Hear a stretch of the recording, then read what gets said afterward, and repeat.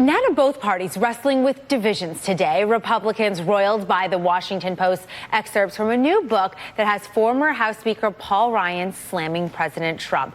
And Democrats taking sides in the growing dispute between House Speaker Nancy Pelosi and the squad. Let's bring in Bishop Garrison, co-founder of the Joseph Rainey Center for Public Policy, and Republican strategist Brian Darling, founder and president of Liberty Government Affairs. Brian, let's start with you. And Paul Ryan effectively coming clean about how he really feels about President Trump. Washington Post says Tim Alberta's new book reveals the former speaker could not stand the idea of 2 more years alongside the president. And he's now saying, quote, don't call a woman a horse face, don't cheat on your wife, don't cheat on anything, be a good person, set a good example. So is this part of a pattern of Republicans hiding their real thoughts about President Trump when they're working with him? Well, pretty clearly, Paul Ryan and President Trump did not see eye to eye in politics. They definitely have different tones in the way they speak. They have different policies in many senses. I think Paul Ryan comes from a different faction of the Republican Party. But I do think that President Trump was right in one sense. I think he was right in the sense of his disappointment with Congress. When Congress came in and President Trump was sworn in, he wanted a bold agenda. And one thing he did want was Republicans to keep their promise to repeal Obamacare. That never happened. He wanted the Congress to pass very bold tax cuts. And although the tax cuts were pretty big, I think President Trump had promoted an even bigger tax cut when he ran for president. So I see where the president was disappointed and expressed his frustration, maybe in an over-the-top manner. But clearly, Paul Ryan and President Trump did not see eye to eye on many political issues, and that is flaring up right now. Well, Bishop, Paul Ryan is also apparently defending working with the president, saying, quote, those of us around him really helped stop him from making bad decisions all the time, he says. He says we helped him make much better decisions. So why do you think we're hearing this right now? I mean, is this really about personal reputation? Is he trying to send a broader message? Well, sure. If the former speaker helped the president make better decisions, I think he was an abject failure, to be quite honest. As you see, the decisions that have come out of this administration have been nothing but horrific. When you talk about everything from the tax bill to the efforts to take away ACA, to getting out of the Iran deal, to now the humanitarian crisis we've had at the border, I think is disingenuous for Speaker Ryan to have actually tried to make the argument that somehow his efforts actually help deter the president do anything but make these type of horrific decisions. It's not fair. And the fact that he's doing this long after he's out of public service and instead waiting to be so vocal now when, quite frankly, it doesn't matter is a terrible thing.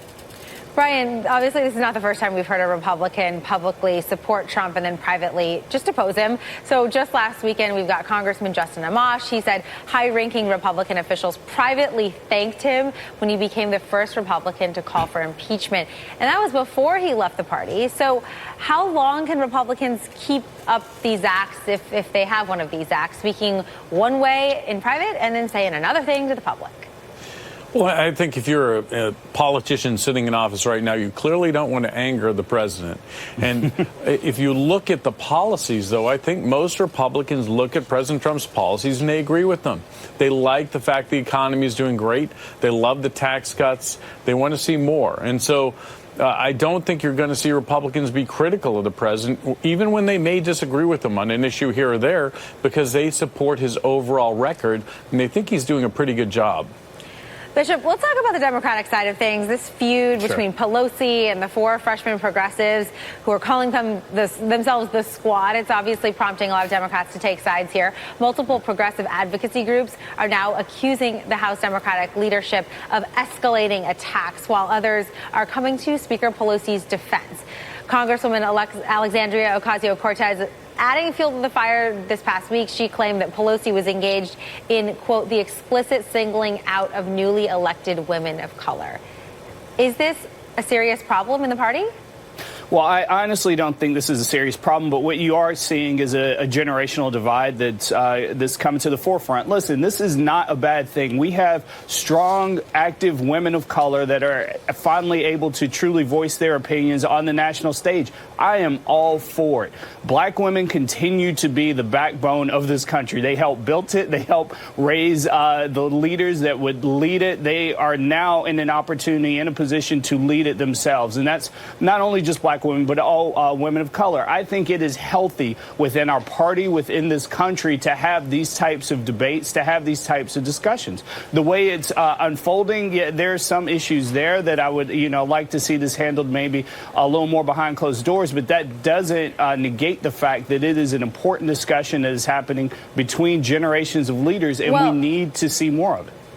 So, Brian, to that point you make, New York Times columnist Maureen Dowd writes, quote, the 79-year-old speaker and the 29-year-old freshman are trapped in a generational and ideological tangle that poses a real threat to the Democrats' ability to beat Donald Trump next year. So do you think, how are Republicans looking at this? Well, they see AOC as the ideological leader of the party. She's driving policy in so many issues, and now she's not just merely calling Republicans or playing the race card against Republicans. She's playing it against her own leadership. So we're seeing democratic socialist policies being pushed, the Green New Deal, tax hikes for all, massive new welfare programs. They need to worry more about the president and what he does than a freshman congresswoman, to be quite frank. All right, guys, Bishop and Brian, thank you both so much for being here this morning. Thank you. Thank you for having us.